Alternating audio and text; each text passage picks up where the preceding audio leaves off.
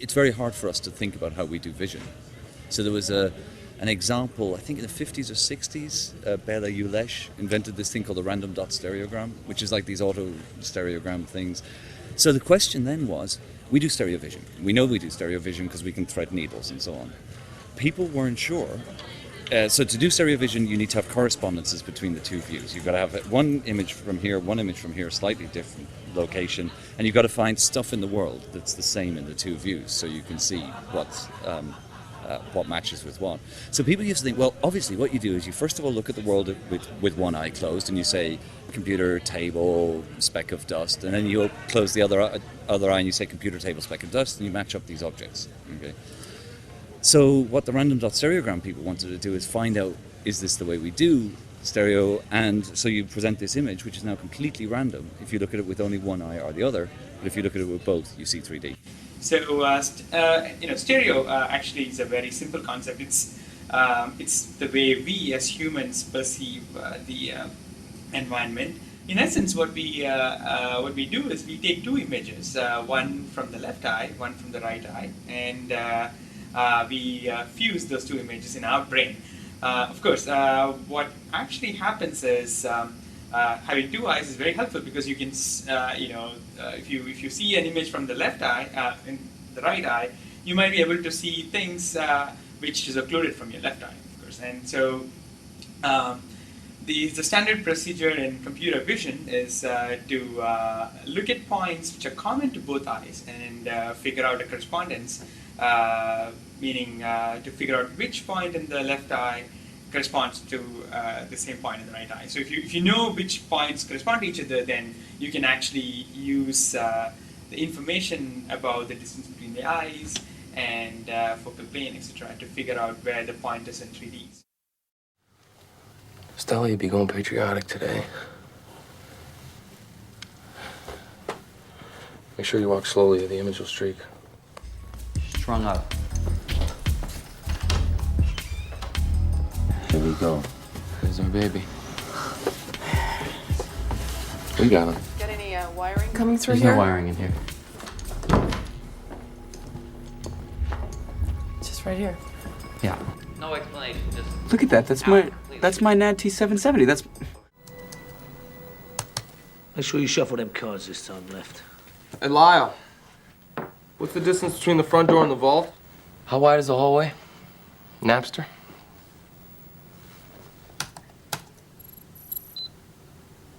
$6 feet. Well, I guess what I saw was a miniaturized camera and walking into a building. So that seems pretty doable by today's technology already. And then the other, I didn't quite know. I didn't have all the context, but it was a big 3D model, and he made a measurement on a 3D model. That's actually very accurate coming from one of these little spy cams, they call them. They're very inexpensive. They're very poor optics on them just because of the small size package that they have to put all these in together. And so as a result, you get a very significant distortion around the outside of the camera. So that part is accurate.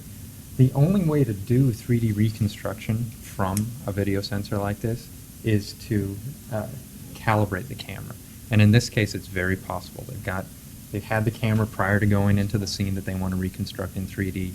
They can calibrate the thing to the fullest extent. They can remove all the radial lens distortion, which they're going to need to do in order to reconstruct the scene. So given all those things, it would be possible to reconstruct the entire scene that was imaged. She walks through the room, and the claim is that you can figure out what happened in 3D and do measurements and look around the room. And I think we're allowed to believe she walks around a bit more than we saw in the clip. But even that's good. Probably had a few hundred frames of the camera moving through the environment, picking up, motion of stuff passing it. I think that's completely doable with today's technology. It would require loads and loads of effort. So somebody would have to write a program and click on the mouse for days and days, and you would never bother using today's technology to build a whole 3D model. But people like Antonio Cremonesi have done work on making real-world measurements from this sort of video where you don't really know anything. What you need is one distance that you know in the world to get the overall scale. So they didn't show him setting that up, but you know, you can imagine if there's a person whose height you know, or a filing cabinet is always a good one because they're a standard height. So you measure one thing, and then so seems perfectly plausible. You know, I'm happy. In principle, it can be done with today's technology by doing a combination of real-time and offline processing. So it's not too far-fetched a dream, really, I would say. Yeah. The basics are there. We can do 3D reconstruction from sequences of movies. The accuracy is completely implausible. There's just no way that you can do anything with that degree of accuracy. It's probably unlikely that you can do so much of the scene from so little that the camera has seen. It looks like a couple of clips and the whole house has been reconstructed. So that's magic. But under the magic, there is something that's definitely feasible. Reconstructing 3D geometry from moving scenes of that geometry is work that has been done. I've contributed some to it, but many other people have done quite a bit of work in that area. What's unrealistic in that is that they really have no three-dimensional reference that would give them the information that this thing is 6 feet wide. So they have a person moving in the scene, but they don't know how large the paces of the person are, or they might have maybe some height information about the person. That could be possibly the information that they're using. So the height information, if you see a long corridor, you could fit parallel lines for the vanishing point of the corridor. That gives you some idea maybe of how high the person is if you've got some reference scale. And from that, maybe you can find the width of the corridor, but it's not so obvious how to do it. But I think you only need to recognize one object in the scene that you know the dimensions of, and then assuming that you did build the whole map perfectly, which let's give them that for the moment, then I think if you found any one object that you knew the size of, you ought to be able to transfer that to the rest of the map. So I believe that it's possible that the video sequence recorded may have had all the information necessary to do the job. The amount of effort you'd have to go to so, you know, the way you put the arches in, there wouldn't be enough information to say this is a perfect arch. But somebody looking at it could say, well, put an arch there and make it fit the data as well as possible, and that would be sensible, you know. And then what happens a lot of times in other applications where you're trying to really model a scene is there's a lot of manual editing that takes place after an autonomous algorithm goes through and does it automatically. And in theory, one could really get it to the level of detail you see here, but it would take a very long time. It would take literally man-months in order to get something of the fidelity as that.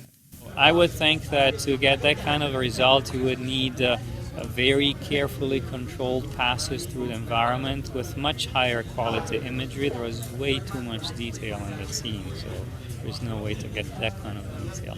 But no, so in principle, once you have a few points in the scene, you can make assumptions and say buildings have vertical walls, they have 90-degree angles, although there was an archway in that scene, so you have to assume circles and cylinders and so forth.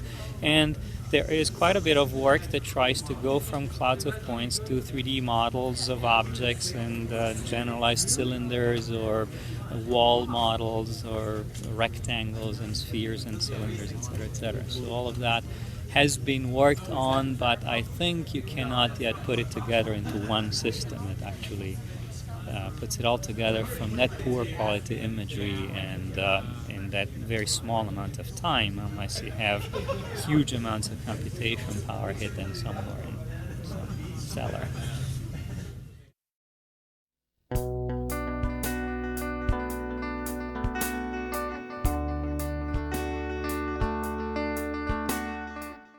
In a moment, we will show a short film that used facade to model Berkeley's Sather Tower and a sizable portion of the surrounding campus. Renderings were produced using just 16 photographs, including 4 photographs taken with an inexpensive kite aerial photography rig. The film also called for the virtual camera motion to be matched to live-action footage of the real tower, as well as to footage of a model miniature. We used a sampling of frames from the live action to recover the camera path within facade. A keyframe animation method was then used to extend the ground-based camera work into a virtual flight path. The synthetic flyby images in the following film were rendered at less than a second per frame. These slow-motion renderings show each polygon of the tower being rendered 3 times as part of the view-dependent texture mapping process.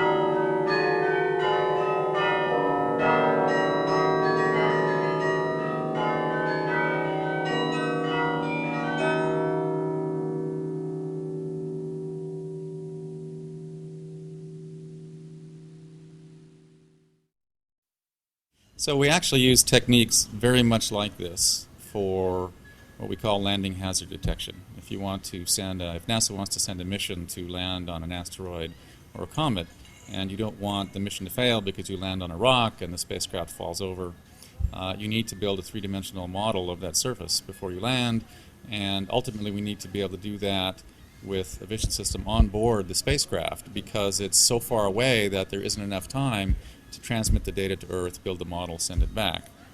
So we've actually developed a system that uses techniques that are analogous to what was portrayed in the movie, where we have a down-looking camera on a robotic helicopter. And as the helicopter flies over the terrain, it builds a three-dimensional model of the terrain, and then on board it finds basically a level, smooth spot, and then directs itself to land there. So that basically brings the science fiction in the movie not so much down to Earth, but out to space.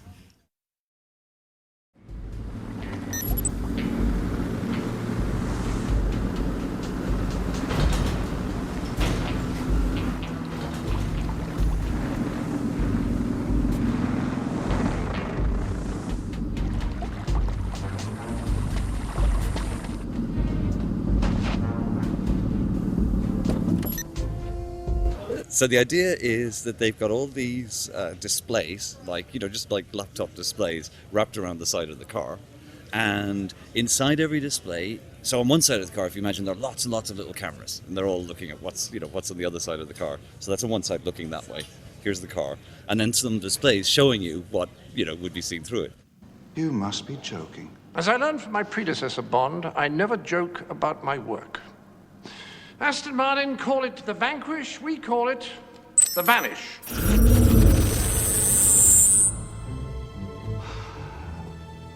Oh, very good. Adaptive camouflage. Tiny cameras on all sides project the image they see onto a light-emitting polymer skin on the opposite side. You see, to the casual eye, it's as good as invisible. So the problem with that, again, is a parallax kind of problem, right? If I'm standing here, you have to show me what's visible from here without the car there. If somebody else is standing here, you have to show them a different picture, and you can't do that because the display can only show one picture. Right? Okay. So anyway, I think it would have been a great movie if they had realized this, and the job of the baddie is to find out where Bond is and make sure that from Bond's point of view the car is invisible, but then everyone else can see it, and that, would have been fun to watch. Would have been right. Current lenticular array technology, or whatever it is, basically allows you to have two different viewpoints, so you get a stereo perception because your eyes, two eyes view it from slightly different points of view. So maybe in 20 years. I mean, that's probably a good idea. Maybe in 20 years you could maybe have 40 points of view. You could have, so the car would look kind of right from most places in the world.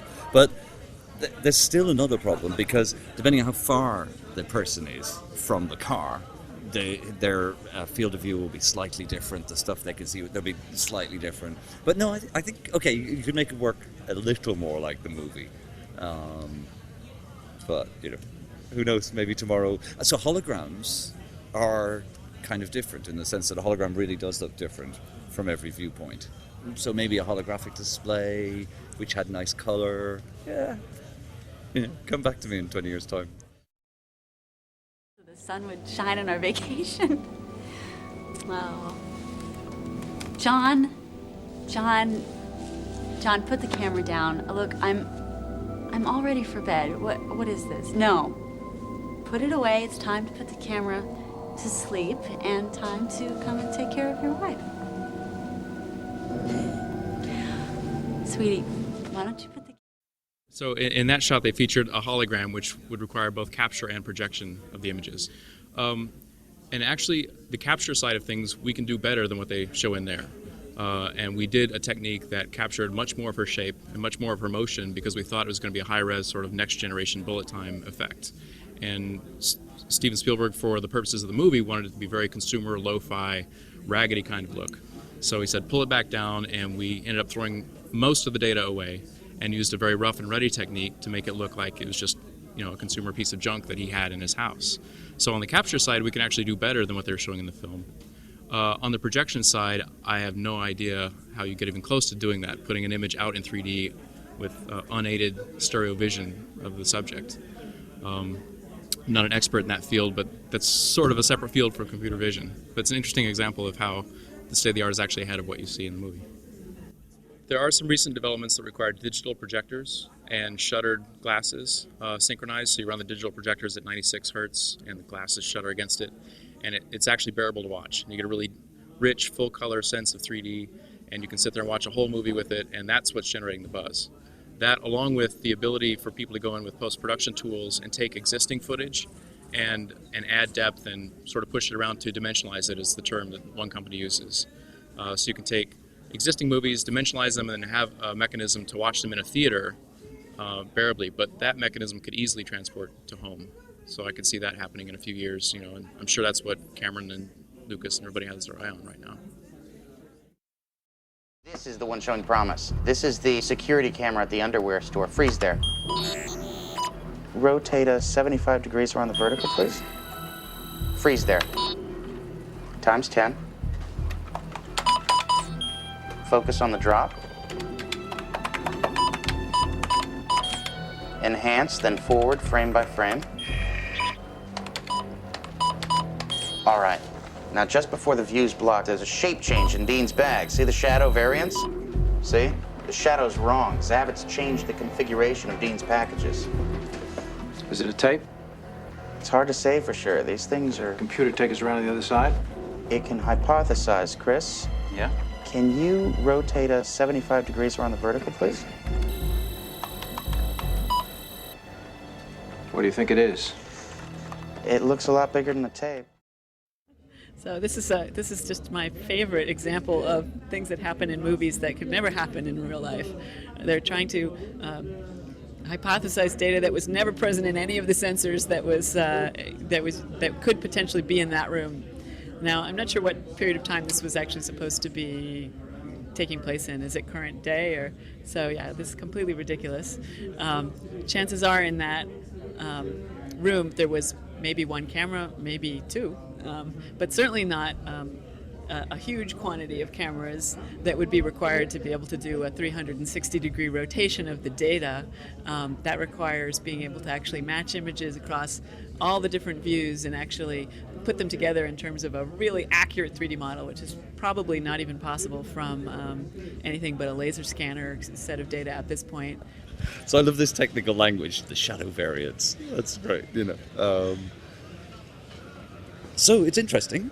So in this store, they had maybe 300 cameras set up all the way around the ceiling, all looking into the store. So 300 security cameras. And those cameras are super high resolution, and they're all staring into the room. I mean, basically completely not possible, given what we're told is that it's a single security camera. So in this video, they're looking at a video sequence that's taken from a single camera, and they're purportedly using it to be able to create a surround view of the scene in which there's individuals in which some transaction apparently went on. The problem with that in this situation is that that's not possible to do from a single camera, because in a single camera you're unable to, for example, perceive depth. So, for example, we have two eyes so that we can perceive depth and determine how far away things are, etc. In this sequence, you would not be able to determine or create a three-dimensional model of the scene for numerous reasons, one of which is this sort of depth in which you cannot perceive the distance of objects in the scene. But additionally, there are things like being unable to determine occlusions or disambiguate reasons for which. So, for example, in this sequence, there's multiple people standing behind each other, and you wouldn't be able to see, for example, what's behind the actor in this. Who's the actor again? Will Smith. Will Smith, some lady standing behind Will Smith, and you can't determine what is actually behind Will Smith unless you have a camera that sees behind Will Smith. There are techniques which allow you from one view generate some 3D information, but you can't really rotate the scene and kind of pretend like as if there was another eye watching it somewhere there, unless there was another camera. So if there was another camera, you would probably be able to compute the actual 3D scene geometry, but with one camera it's basically impossible. All right, and the same applies with the final thing with the bag rotation. Basically, you generate information that cannot be there. Like, I mean, you generate the picture on the back of the bag that no camera could see. Where does this information come from? So it must have been just imagination, basically, of producers or the director of the movie. So, but it's sort of nice. I mean, I guess from the visual effect, it's fairly impressive. Now, as far as super resolution is concerned, I'm not a big expert in this, but I can't believe that you can infinitely zoom in, right? I think there was some work that basically make a hypothesis that you can zoom in as much as maybe up to 1.6 times the original resolution if you have enough views of the same scene, slightly perturbed viewpoints, but certainly not twice or 3 times or up to 10 times. It's actually quite close to areas that people have worked on actively. There was some very nice technology developed by Takeo Kanade and company used in the Super Bowl a few years back that sort of did similar kinds of things where you have a bunch of cameras looking around and you're kind of allowing you to sort of move freely. In fact, if you think about it, a video is actually kind of weirdly constraining in that you can only see the video from the point of view that the director allowed you to see it from. And you can imagine a much more sort of immersive and interactive experience where you can sort of change your point of view. Maybe you're interested in one character or another. And this is actually a really exciting area. It's kind of at the intersection of a movie and a video game. Imagine having a movie where you can just change your point of view. You can see the entire experience focusing in on one character or another, and it's just much more interesting and entertaining. And that's something that computer vision is starting to make possible. Our results don't look good as those yet. The underlying technical problems are actually quite difficult. But we are trying to solve pretty much exactly the problem that they were showing there before the screen went blank, of allowing you to sort of zoom freely through a scene. And it's really compelling. It's just sort of the intersection of video games and reality. But I think there is a lot of exciting stuff. If you're familiar with movies like The Matrix, where we do see these bullet time effects, and we were seeing that also in commercials a couple of years earlier, those are all shot by combinations of cameras and then using very careful in-betweening algorithms, which rely on computer vision techniques for like motion estimation and registration and careful re-rendering. There's a lot of different forensic applications of computer vision that can already be used. The ones in this movie are a little bit far-fetched. I think it breaks the laws of physics. That's my view.